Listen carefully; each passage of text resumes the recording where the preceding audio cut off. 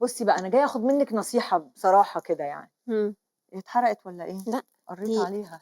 اتقرمشت جميل. مش انتي هنعمل المفروض دلوقتي. حسستيني انك بتعملي كريب، معرفش ليه. ما عشان في الطاسة، هي عشان في العجينة بتاعتها بتبقى الطاسه. مختلفة عن عجينة امم البيتزا العادية. طب ازاي اكل بيتزا وما اتخنش؟ اعمل ايه؟ انا بحب البيتزا يا جماعه، انا بحب كل الحاجات اللي بتتخن.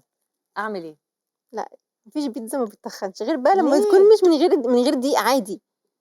ايوه، ما انا عارفه انك انتي غاويه بقى الحاجات الحركات اللي هو والتقليعات اللي هي بالدقيق جلوتين فري اللوز ومش جلوتين فري، والناس اللي بتشرب الالموند ميلك والكوكونات ميلك والحاجات دي كلها.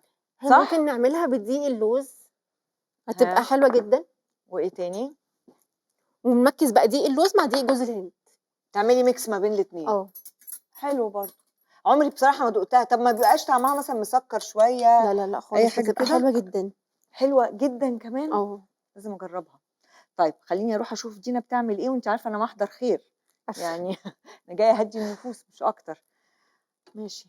ما نشوف، شكلها هتطلع حلوه، مش قوي مش اكيد، عشان ما تتغرش بس.